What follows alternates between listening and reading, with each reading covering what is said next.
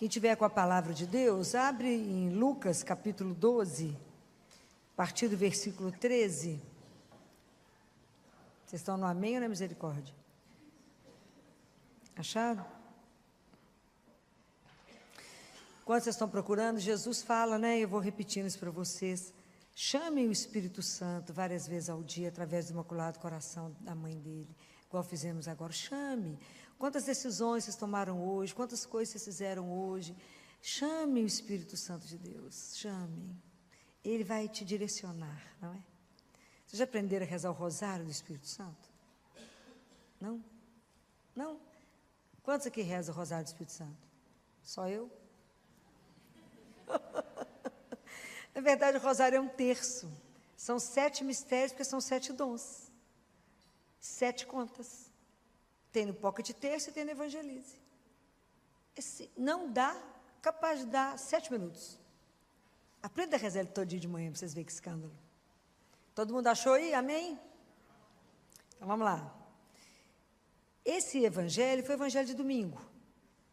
Eu vou ler ele todo, mas eu quero comentar um versículo.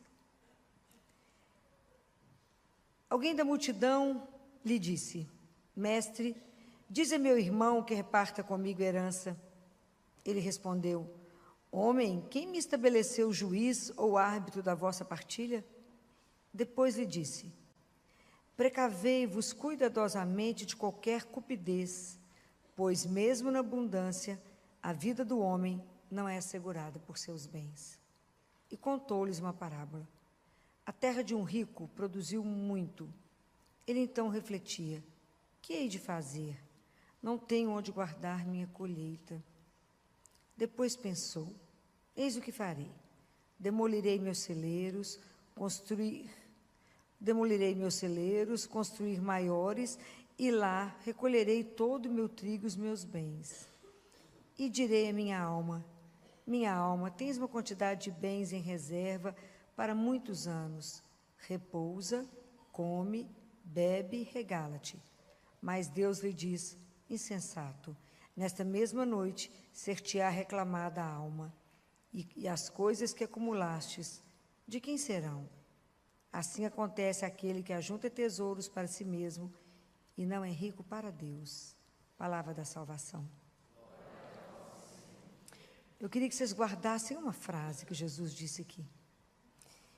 No versículo 15 ele diz: a vida do homem não é assegurada por seus bens.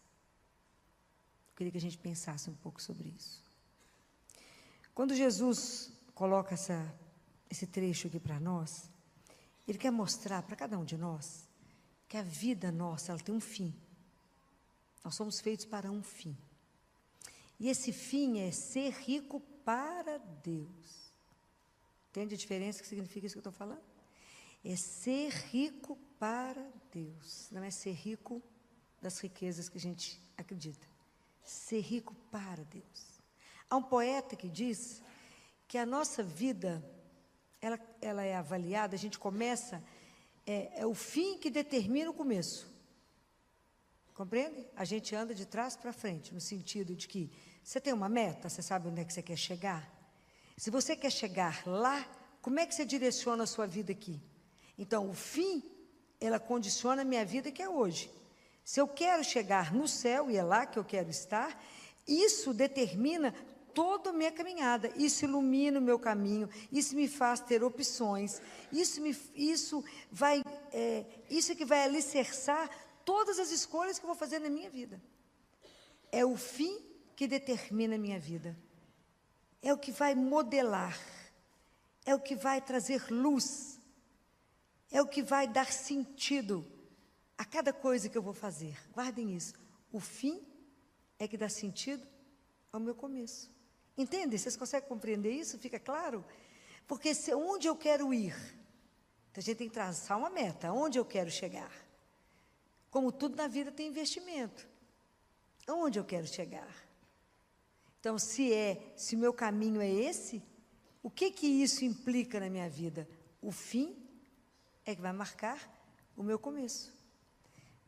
Com isso, quando a gente pensa nisso, nós estamos vivendo uma época que tem uma doença, uma enfermidade que assola grande parte do mundo, que é o vazio existencial. A falta de sentido na vida, uma vida sem sentido. A nossa vida, ela tem que ter um porquê. Porque para quem você vive? Você já pensou isso? Por que você vive? Para que você vive? E para quem você vive? Para quem você se levanta a cada manhã? Para quem você se consome, se gasta, envelhece? Para quê? Qual é o propósito? A nossa vida tem que ter um sentido. O que vale a vida? Quanto vale uma vida? E o que vale na vida? Já pararam para pensar nessas perguntas que eu estou fazendo para vocês? Nunca, né? Porque, na verdade, essas coisas só vêm em nós, ou no momento de uma dor muito grande, ou no momento que você vai perder alguém, ou que você está doente, gravemente doente. Fora isso, a gente passa pela vida... E é isso, a gente viu no Evangelho, na primeira leitura de domingo, que era o livro de Eclesiastes, que ele fala vaidade das vaidades, tudo é vaidade, e, na verdade, a tradução não é vaidade, a tradução é tudo é um sopro, tudo é rápido. Então, ensina-me, Senhor, a contar os meus dias. Compreendem? Então, por quê? Para quê? Para que eu fiz essa opção agora? Para que vocês vieram aqui hoje, numa terça-feira com frio? Por quê? O que te motivou a estar aqui hoje? São essas coisas que a gente tem que pensar. Não sou eu, é Jesus. Sim, mas é Ele, né? Ele que te atrai. Então, esse vazio existencial, essa falta de sentido, isso vai caminhar para um tédio. E por uma, sabe, é um tédio e a pessoa fica, é um desânimo em relação à vida. Sabe quando se arrasta pela vida? Sabe quando a pessoa perde o desejo, como ela não tem um objetivo, ela não tem uma razão para que ela vai lutar na vida. Ela não tem algo porque ela vai viver uma paixão na vida. Porque se você tem uma paixão, uma meta na vida, você vai lutar por aquilo. Você tem uma razão para levantar, para correr, para poder montar alguma coisa. Todos nós queremos ter uma vida cheia de relatos, cheia de casos, cheia de encontros, cheia de realização, cheia de sonhos e desejos. Quando você não tem nada disso na vida, a vida se arrasta. Só que ela não é um mal-estar, assim, passageiro. Ela é uma coisa que vai envolvendo a nossa vida. Essa ausência de sentido, ela vai te envolvendo e, de repente, você está uma pessoa cética. Uma pessoa completamente desanimada, uma pessoa que nada te motiva, tudo se arrasta. O que você tem? Nada. Tem vontade de fazer o quê? Nada. Sabe quando fica uma água de chuchu rala? Nada tem gosto. Não tem paixão, não tem alegria, não tem prazer, não tem algo que contagia. É que a figura morta, falta deitar. Falou, coitadinha, dorme, minha filha. Você está morta. Então é isso que Jesus está falando. A nossa vida, ela não consiste, não é assegurada pelos bens. Então, quando você tem esse vazio existencial, essa ausência de sentido, tanto faz deitar, levantar, fazer sol, fazer chuva, você não tem uma razão por que você se levanta, você não tem uma razão por quê, nem para quê. O coração do ser humano, nosso coração, ele tem duas coisas. Ele é feito de material nobre. Qual é o material nobre que tem no nosso coração? A capacidade de amar. Lembramos que nós somos feitos à imagem e semelhança de Deus. A capacidade de amar é extraordinária. A capacidade de entrar em comunhão. A gente entende que somos irmãos. E a capacidade de se abrir para Deus. Essa é a matéria nobre do nosso coração. Mas o nosso coração, ele também tem o lado da fragilidade. O lado das nossas inseguranças, porque isso é feito pelo fato de a gente ser criatura. Se somos criatura, nós temos limites. Nós não somos o Criador. Essa nossa insegurança com as coisas gera em nós medo de morrer para ontem, né? Tem pavor de morrer. Tem medo do futuro, tem uma insegurança muito grande. Então, que o homem que fica com o coração dessa forma, nesse vazio, sentindo essa insegurança, ele fala, eu preciso me segurar em alguma coisa, que vai ser a segurança da minha vida. E o que Jesus fala é isso, cuidado, cuidado. Porque às vezes a gente acha que a grande segurança da nossa vida está no número de posses que eu tenho. Está na minha riqueza. No número de dinheiro, a quantidade de dinheiro que eu tenho, de posse, de bens, de tudo que eu tenho. É como se isso fosse o chão que eu piso. Fosse aquilo que me dá qualidade naquilo que eu sou. Aquilo que me faz ser valorizado no mundo. Aquilo que me sustenta. Esse é o grande perigo. De eu achar que é a riqueza material, que é a segurança da minha vida. Vocês imaginem, se eu acho que a riqueza que eu tenho, que me dá segurança, se isso acabar, eu sou quem? Nada. E isso não me faz ser rico para Deus. Porque o problema da riqueza é que a riqueza, ela tem algo que atrai mais riqueza. Então, eu acabo ficando, assim, eu sou rico, mas aquilo não me basta, eu preciso de mais, de mais, de mais. Sabe aquilo que não sacia? Então, eu vou vivendo um coração insaciável. E corre um risco imenso de eu estar tão cheio de poder que eu me basto. Compreendem? Eu sou autossuficiente. Então, vocês imaginem, a minha salvação é a minha riqueza. Ela me salva. E quando ela não pode mais? Imagina se quando eu estou vivendo isso, e toda idolatria, ela vai, nesse momento que é a riqueza, a idolatria, ela vai te gerar que você não vai dar espaço para mais ninguém na sua vida. Porque você idolatra aquilo, aquela coisa mais importante da sua vida. Então, a fidelidade a Deus acabou. Você é fiel à sua riqueza. A Deus não tem fidelidade. E muito menos eu vou seguir Jesus. Muito menos. Toda a segurança da minha vida está ali no número de bens que eu tenho. Então, eu vivo para mim. É aquilo que aquele homem falou. Fala com a alma. Repousa, come, bebe, regala-te. Você tem tudo. Vou aumentar os celeiros. Vamos multiplicar. Mas para mim, para guardar para mim. Quer dizer, a completa noção de que tudo que eu tenho vai ficar. Tudo que eu tenho. O que vocês acham que Jesus fala? Que a gente precisa de ser rico, ele fala aqui. Que não adianta você entesourar as coisas para você mesmo e não ser rico para Deus. O que vocês acham que significa ser rico para Deus? O que vocês acham? Isso não chega para vocês? Afinal, não sei o que é isso, não. Ser rico para Deus, Deus nos dotou com a vida, e cada um de nós, Deus nos deu, enriqueceu com milhares de talentos, ok? Cada um de nós aqui tem um talento, ou muitos talentos, muitas coisas guardadas. Ser rico para Deus é usar bem isso, de forma que eu multiplique, que eu divida, que eu compartilhe. Como é que eu faço para não entesourar, para não colocar a minha segurança ali? O que diz Jesus? O que Jesus nos orienta? Não acumule de vida. Ah, filó, você vai ficar dividindo? Dá aquela roupa que você não está usando, mas não serve. Ah, mas eu vou emagrecer. A moda vai voltar repaginada, né? E não vamos usar?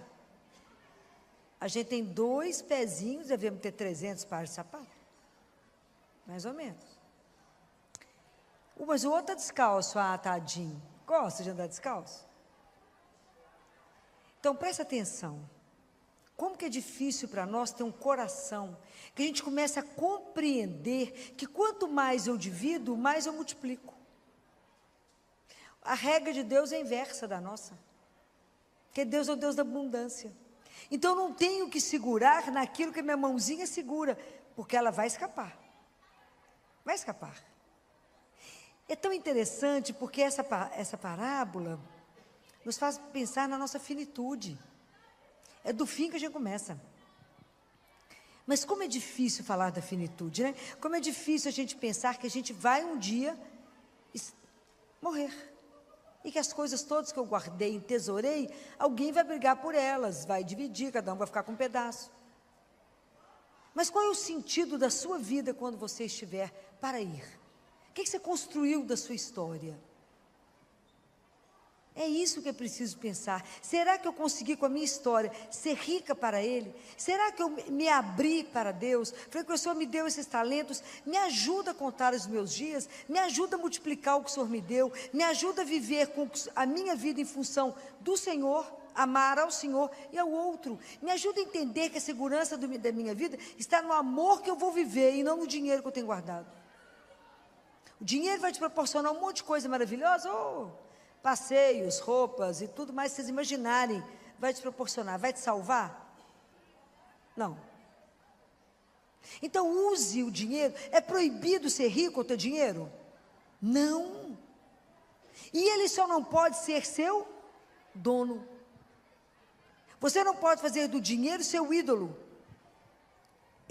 Você usa dele, ele não usa de você, é inverso. O seu dinheiro você pode beneficiar e ajudar um monte de gente? Pode. Então isso é um bem? É um bem. Eu só tenho que saber administrar. Esse é o segredo. Ele não pode me dominar. Ele não pode ser a segurança da minha vida. A segurança da nossa vida só tem um nome e é Jesus. Essa é a grande segurança. A hora que tudo falhar, a hora que de repente for quebrar. Não sei se vocês lembram, né, gente? Tem muita gente nova aqui. Mas quando nós tivemos aqui uma época, o governo, na época do Collor, quando todo mundo acordou de manhã, o dinheiro está todo bloqueado. De todo mundo, lembram disso? Quantos suicidaram? Na minha cidade, muita gente. Quantos suicidaram? A segurança está no dinheiro que você tinha. Compreende? Isso aqui é para que a gente possa acordar. Aonde de verdade você põe a sua segurança? Aonde é a segurança? Gente, que eu fico pensando, quem é o homem para Deus amar a gente tanto como Ele ama? Há um mês atrás, deve ter sido, eu fui chamada no hospital para ver uma senhora de 80 anos que estava em fase terminal. Então, ela já estava no paliativo. Não por câncer, mas por uma doença respiratória que consumia ela. Para respirar, uma luta. E ela não sabia que o irmão dela, que é médico, também me conhecia e pediu que eu fosse lá. Quando eu cheguei lá, ela tomou muito susto, ela estava completamente lúcida. Qual foi a única pergunta que ela me fez? Qual o pedido que ela me fez? Vocês têm ideia? Ela pesava 28 quilos. Era pele contornando osso. Foi uma visão que eu que estou acostumada a ver de tudo. Foi um impacto. Fiquei com ela. Qual foi? Por que ela me pediu? Ela me pediu, doutora Filó, me ajuda a morrer. Todos nós vamos passar por uma fase dessa. Aí ela falou comigo assim, eu falei, você crê? Muito. Está preparado para encontrar com ele? Delícia que você vai abrir a porta e vai vê-lo. Que escândalo. Tem um monte de recado para ele. Falei com ela. Eu já fui ungida, já recebi a unção do enfermo. Já confessei e já recebi a Eucaristia. Falei, que coisa maravilhosa. Já está com a viagem preparada? A mala está pronta. Imaginou que nós dois ficamos conversando sobre a morte. Você imagina, vocês enlouquecem quando eu falo isso, mas é verdade. Ficamos batendo uma prosa sobre o ir. Não é o fim que determina aqui? Então, a nossa ida também tem que ser cheia de esperança, de certeza que a morte é Ele que descreve. É abrir uma porta, do outro lado estou eu.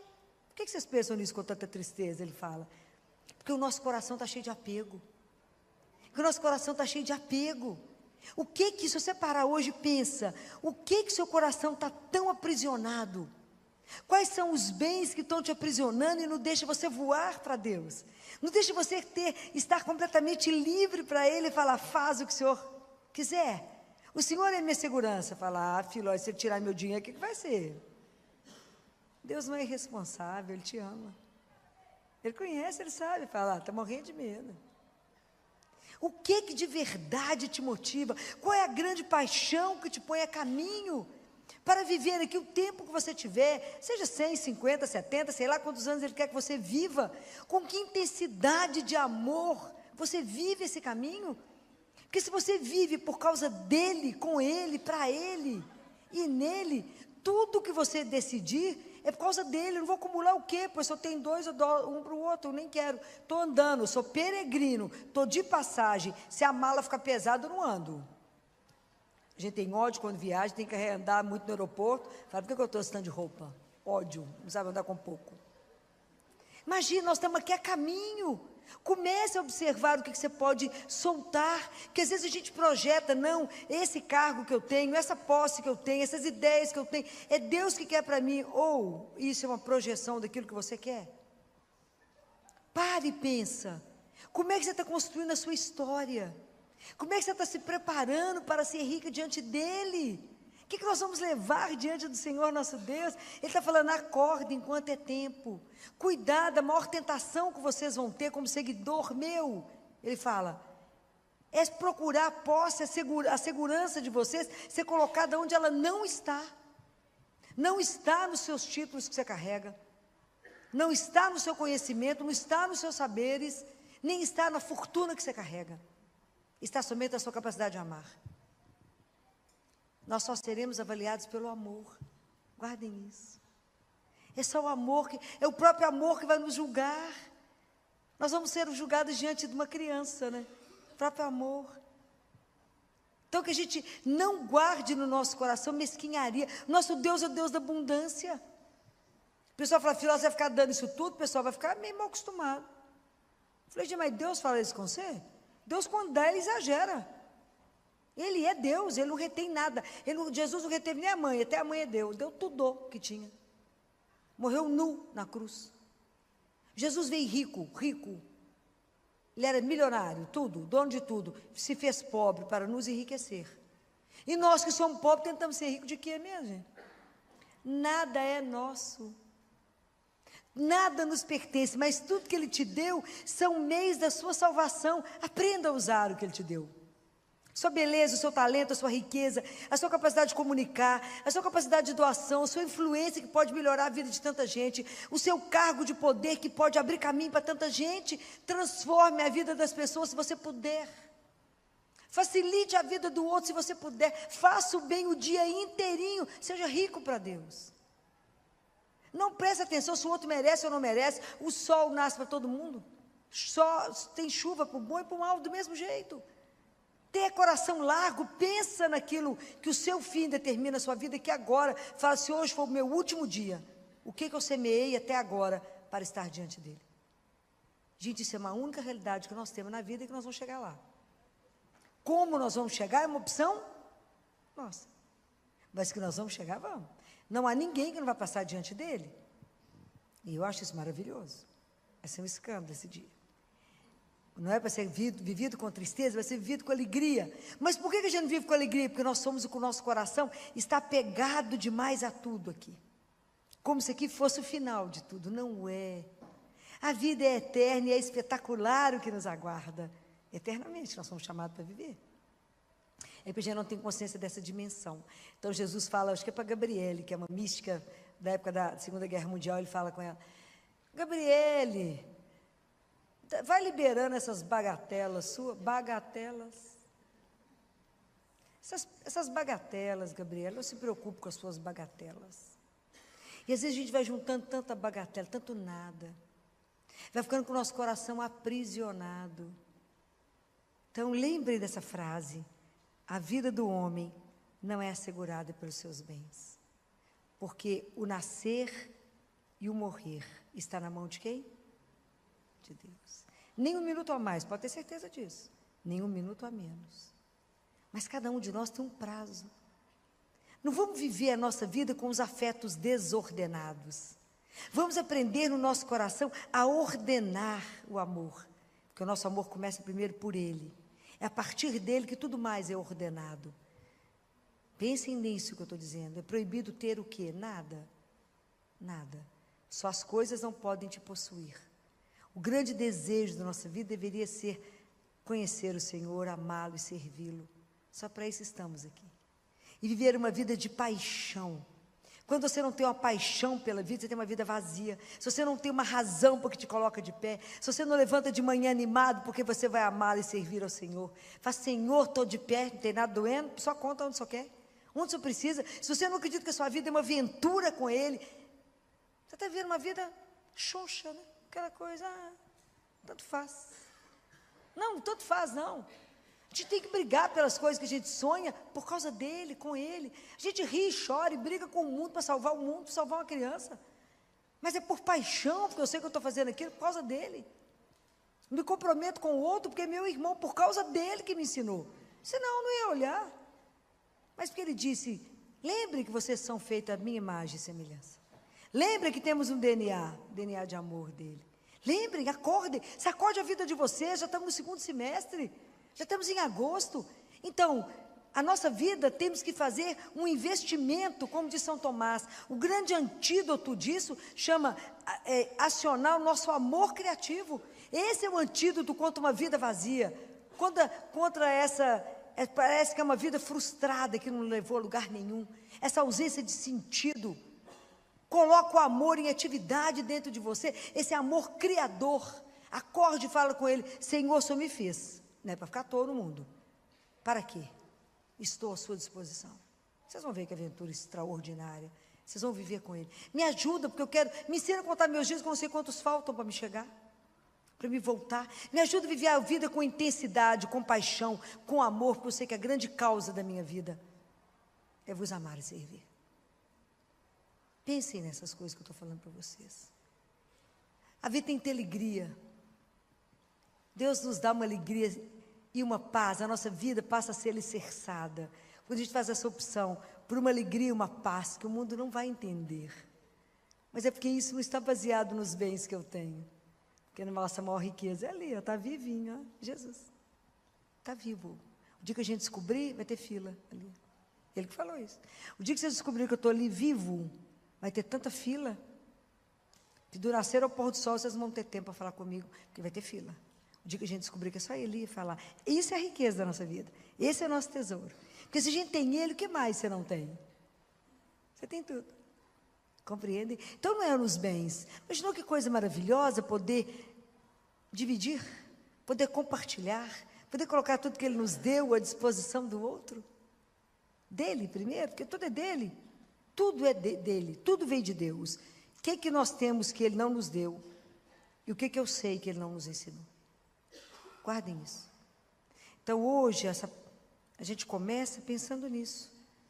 A vida do homem não é assegurada pelos seus bens, mas apenas pelo amor que ele tem por nós. Só estamos aqui porque ele nos ama. Guardem isso.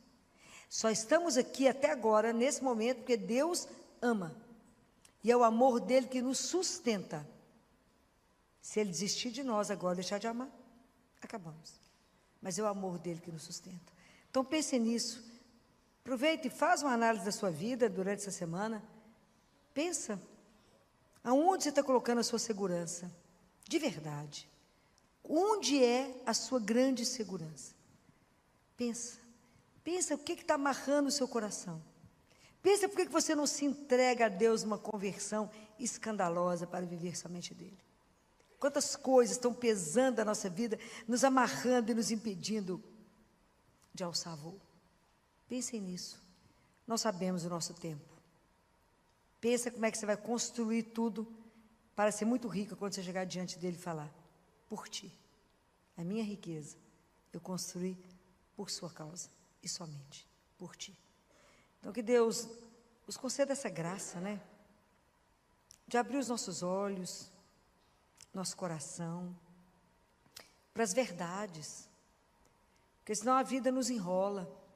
O mundo é tão cheio de ilusão, tão cheio de nada. E às vezes a gente coloca o nosso coração, a nossa felicidade naquilo que não nos leva a lugar nenhum. A única razão da nossa felicidade, da nossa segurança, da nossa alegria é Jesus. Não existe ninguém mais doce. Não existe ninguém que pode te amar mais do que Ele. Não existe ninguém que tem mais preocupação com a sua felicidade do que Ele. Não existe alguém que conhece mais os detalhes da sua vida e de tudo que você quer do que Ele. Não existe. Ele nunca vai fazer nada para te deixar infeliz. Nunca. Porque Ele só tem o melhor.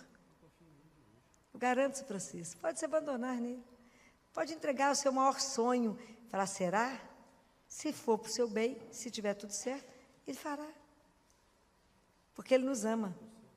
É isso que a gente precisa entender, que essa é a nossa grande riqueza. O dia que a gente aprender a trocar todas as bagatelas do mundo, entender que ser rico é ter a presença dele, desse amigo que não tem preço, dessa presença real da nossa vida, essa doçura que nos acompanha, isso é riqueza. O resto passa, o resto é ilusão. Porque com ele a gente tem tudo. O que ele não pode nos dar?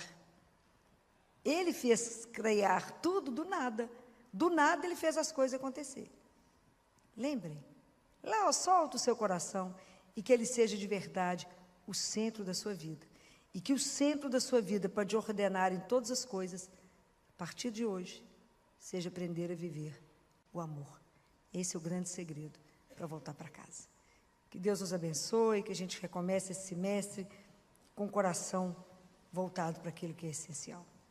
Quem tiver com a palavra de Deus, abra em Marcos, capítulo 10, versículo 35 a 40. Foi o evangelho de domingo, né? Tiago e João, filhos de Zebedeu, foram até ele e disseram-lhe: Mestre, queremos que nos faça o que te pedimos. Ele perguntou: que quereis que eu vos faça? Disseram: concede-nos na tua glória sentarmos-nos um à tua direita e outro à tua esquerda. Jesus respondeu: não sabeis o que pedis. Podeis beber o cálice que eu beberei e ser batizados com batismo com que serei batizado? Eles disseram-lhe: podemos. Jesus replicou-lhes: do cálice que eu beber, vós bebereis, e com o batismo com que eu for batizado, sereis batizados. Todavia, o assentar-se à minha direita ou à minha esquerda, não cabe a mim concedê-lo, mas é para aqueles aos quais isso foi destinado. Palavra da salvação. Que eu gostaria de conversar com vocês, que às vezes a gente escuta esse trecho, né? Fala: gente, eu nem sou filho de Zebedeu, né? Essa história não tem nada a ver comigo. Mas, na verdade, a pergunta que tem que ficar para nós é: podereis beber o cálice? O que significa isso? Quando Jesus fala do cálice, esse cálice não é um símbolo nem de vitória, nem de morte. É um símbolo de vida, cheio de alegria e de tristeza, mas que, bem vivido, é um caminho nosso de salvação.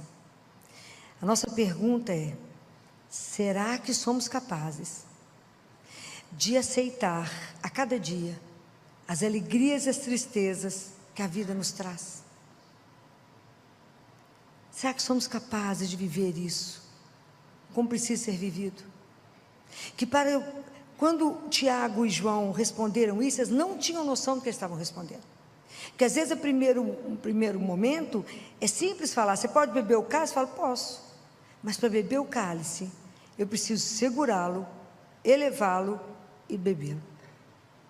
São 3 movimentos que a gente precisa compreender isso. Então, Tiago e João não tinham noção de quem era Jesus. Eles ainda não tinham noção que o líder deles seria morto, era colocado numa cruz. Eles não tinham essa dimensão. Eles ainda não tinham imaginado que o líder deles acabaria assim, não é? A ilusão que eles tinham era que caminhariam com Jesus, mas que teriam uma recompensa.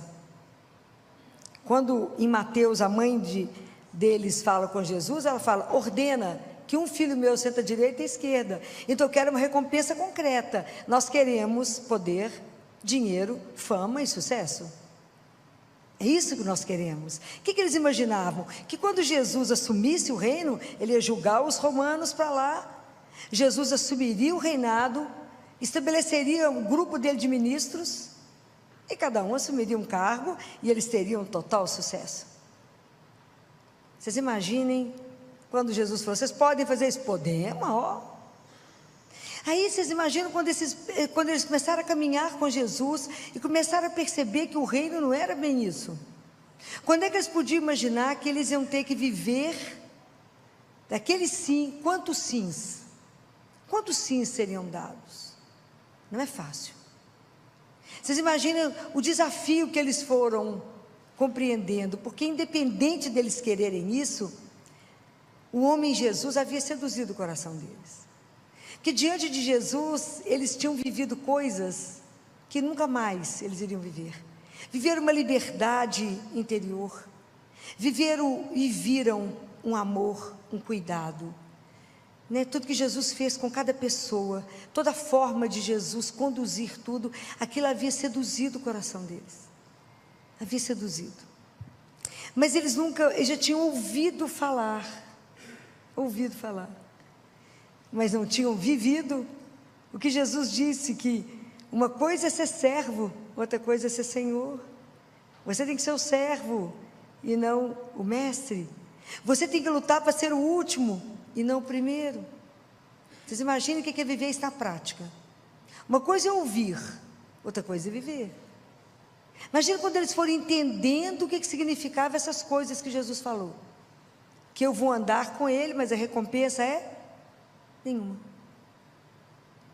Então, vivendo no mundo onde vivemos, onde tudo que eu faço, o propósito tem que estar ali imediata, resposta imediata. Quando Jesus faz essa proposta, faz proposta para nós e fala: podeis beber o cálice? Podeis de verdade pegar a sua vida nas suas mãos e assumi-la? E entender que a sua vida é uma vida bem-aventurada, desejada, querida, sonhada, com um propósito. Que a nossa vida é um emaranhado tanto de alegria quanto de tristezas, frustrações, decepções. Mas vamos poder viver isso sob a ótica de Deus. É um caminho? Que poder assumir a nossa vida e falar: essa é a minha vida, esse é o meu propósito, isso que está marcado é para mim viver. Eu não posso viver a vida do outro, eu tenho que viver a minha vida. Então não tem que ter olhar estrábico, eu tenho que assumir a minha vida e vivê-la de verdade, naquilo que eu creio, baseado nele. Não é uma opção fácil. Essa proposta que Jesus faz para nós, ela é um salto absurdo. É um salto espiritual muito grande, porque caminhar com Jesus, beber esse cálice, né? Ele não nos dá garantia de absolutamente nada. Nós vivemos num mundo que a gente quer garantia absoluta de tudo. Eu quero ter previsão acertada do futuro, eu quero ver, andar com Jesus é ter a vida virada do avesso, é ter garantia zero do que vai acontecer, porque a gente tem que aprender a viver o abandono incondicional. Uma confiança ilimitada em Deus nosso Pai. Por isso é tão difícil beber esse cálice, porque a gente quer garantias, a gente quer um papel passado. Fala: Jesus, eu vou fazer essas coisas para você, mas só vai me dar. Não é isso? Então, por isso essa pergunta mexe tanto conosco, né? Podeis assumir a sua vida? Podeis assumir que no meio do seu sofrimento, que quando você está sendo esmagado igual uva, você ainda não tem dimensão do vinho que você está sendo transformado. Você não vai fazer da vida do outro, porque você está vivendo uma dor, uma outra dor. Será que somos capazes disso? Nós podemos ver quando Jesus estava sofrendo lá no Monte das Oliveiras, e Tiago e João estavam lá, claro que não deram conta porque dormiram. E quando Jesus, no meio da tristeza, é consolado por um anjo, né? Está lá em Lucas. Isso é tão interessante para a gente começar a compreender essas coisas da dor, né? Quando Jesus levanta, porque ele percebe os passos que o pessoal está chegando, Jesus chega diante deles, eles falam, Jesus pergunta: a quem procurais? Eles falam: Jesus de Nazaré. Ele fala: sou eu. É a turma cair, não é? E Pedro, quando eles vão em cima de Jesus, Pedro pega uma espada e corta a orelha de Malco. Malco era mais ou menos um diácono, ele trabalhava para Caifás, e o sonho de Malco era ser um sumo sacerdote, era substituir Caifás. Mas está escrito no livro do Levítico, que para ser um sumo sacerdote, você não podia ter nenhum defeito físico.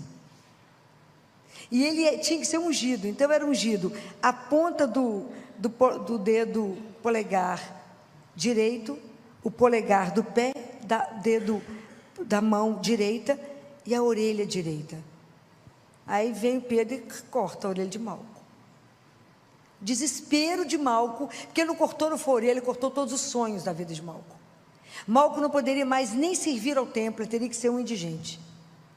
Vocês imaginam, Jesus vivia naquele momento a maior dor da vida dele, de angústia. Ele não fez da dor dele a dor do outro. Ele pegou a orelha de Malco, pôs no lugar e mandou Pedro guardar a espada. Devolveu ao Malco o direito dele de sonhar. Devolveu a ele tudo, né? Devolveu o sonho, devolveu a vida de Malco. Aí eu fico pensando, às vezes, na nossa dor, né? Quando a dor nos pega de jeito, o sofrimento chega, até a gente conseguir entender no sofrimento a grandeza de Deus, e a partir do momento que eu vejo a grandeza, eu vejo a presença dEle na nossa vida, a gente não vai se sentir só, mas é um caminho. Por isso que beber esse cálice é tão difícil, por isso que assumir essa vida junto com Ele é tão difícil, por isso que isso é um caminho de disciplina dura, porque eu tenho que responder isso todos os dias. Vocês imaginam que, assim como os discípulos tiveram que fazer tantas viagens, sofreram tanto martírio, nós vivemos hoje alguns martírios brancos, e nós temos que, o dia inteiro fazer escolhas, e que eu tenho que viver, e avaliar se essa escolha pertence ou não a Deus. Então eu posso realmente beber esse cálice, eu posso pegar a minha vida com jeito e falar, essa é a vida sonhada. Eu posso erguer a minha vida em direção a Deus e ao outro e falar, nós caminhamos juntos, hoje você me ajuda, hoje eu te ajudo. Caminharmos em comunidade, criarmos uma comunidade de amor, porque foi isso que Ele fez na cruz. Porque quando Jesus bebeu o cálice até o fim, Ele nos devolveu o sonho do céu. Deus nos reconectou a Deus e nos reconectou uns aos outros. Então Ele criou uma comunidade de amor. E como que é difícil para nós viver essa comunidade de amor. Que luta é para nós vivermos isso. Então, podeis viver? Será que vocês estão querendo andar comigo somente para ter uma recompensa? Somente para ter um brilho, para ter um sucesso, para ter um momento de glória? Caminhar com Deus é chão batido. Ninguém vê, a não ser Ele. São opções de uma vida sem brilho, mas é a opção de uma vida que o dia inteiro eu faço opção por Ele, pelo irmão, por causa dEle. A gente aprende a viver um amor. Então quando a gente vai beber esse cálice até o fim, isso é uma atitude de vida, baseado na confiança, baseado na esperança e baseado numa entrega incondicional. Não é brincadeira.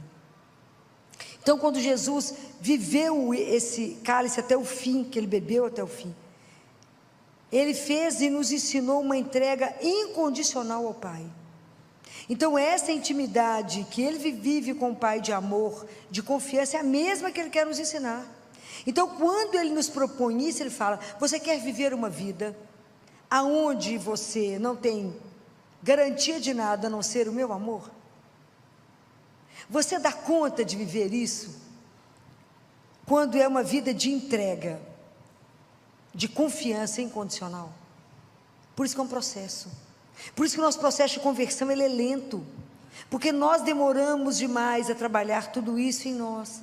Viver uma vida onde eu faço opção por Deus e creio num amor incondicional. Então, para eu poder viver essa vida, eu tenho que estar com os meus pés centrados, enraizados naquilo que eu sou. E o que que eu sou? O que que você é? Filho de Deus.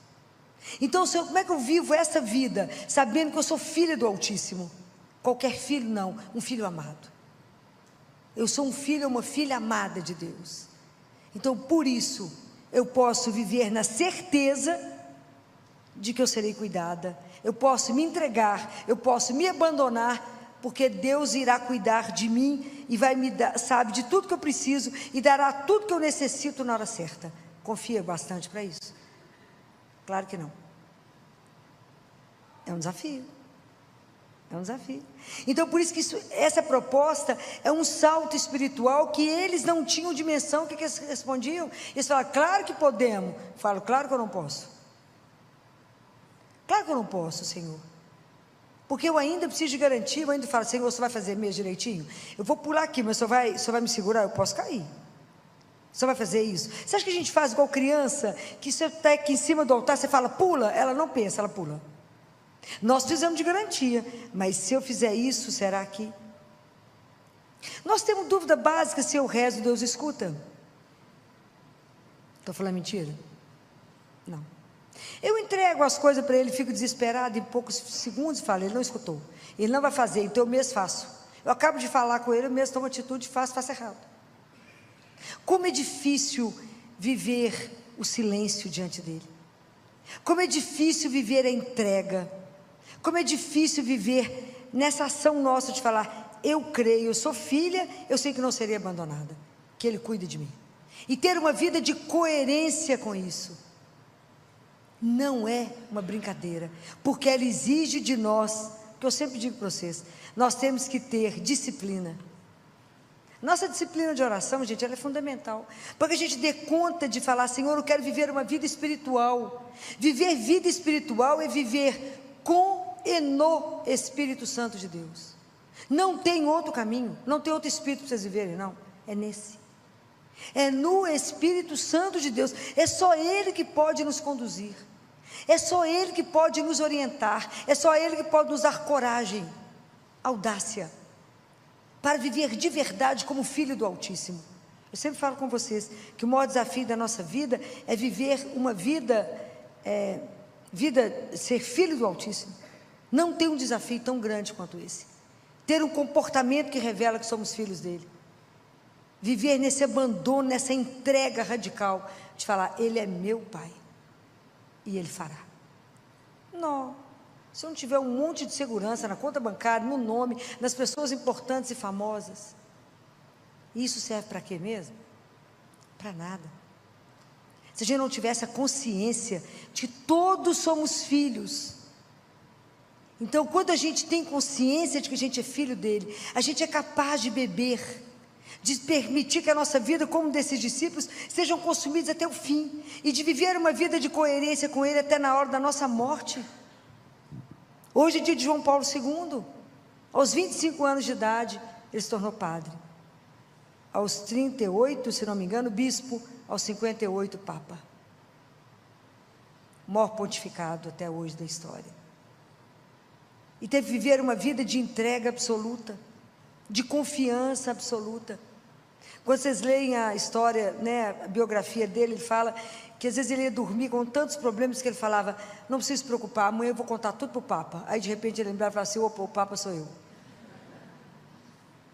Amanhã eu conto para o Papa, era ele mesmo.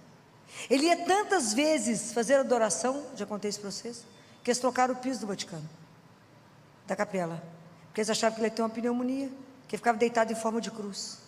Ele ia pelo menos 3 vezes ao dia prostrar diante dele, em confiança absoluta, em entrega absoluta.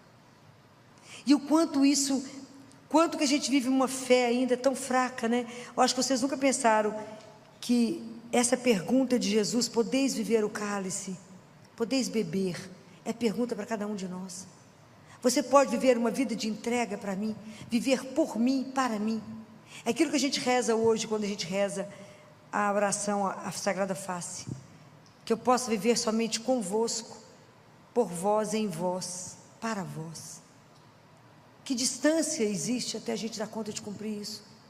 Ter os mesmos sentimentos dele, os mesmos desejos dele, e viver somente para cumprir a vontade dele. Ou luta, porque na verdade nós queremos muitas vezes ter Deus para usar de Deus, às vezes por prestígio, às vezes para fama, e às vezes para que ele faça aquilo que eu quero, não fará. Então o desafio de hoje ele é grande, mas hoje nós vamos pedir a Jesus a graça de viver no Espírito Santo e com o Espírito Santo, para que Ele possa nos conduzir em todas as ações da nossa vida, para que todos os dias da nossa vida a gente possa pensar em quantos sims nós temos que dizer, e que a gente possa continuar a cada dia podendo responder sim a essa pergunta que Ele nos diz: podeis beber o cálice? Que Deus nos dê a graça de pensar com profundidade na nossa vida hoje, de como que nós estamos vivendo a nossa vida, com que propósito nós estamos vivendo a nossa vida, para onde queremos, aonde queremos chegar, que a gente possa colocar a nossa vida a serviço dele e do outro, porque nenhum de nós se salva sozinho, mas que a gente possa chegar juntos na casa do Pai, que Ele possa trabalhar em nós essa coragem de cada momento da nossa vida dizer sim a Ele. Qual recompensa você vai ter? Não é essa preocupação, não é essa, não tem que fazer isso para receber aquilo, é sem preocupar, é simplesmente se entregar àquele que por amor me fez, por amor me criou, por amor cuida e por amor espera cada um de nós. Deus espera por nós. Então o caminho que nós estamos fazendo aqui é um caminho de opção diária, e que a gente possa lembrar dessa frase essa semana: podeis beber deste cálice. Que por intercessão de Nossa Senhora a gente tenha coragem a cada dia de dizer a Ele: sim, Senhor, me ajuda a viver como esses discípulos viveram, uma total entrega à vossa santíssima vontade. Louvado seja nosso Senhor Jesus Cristo.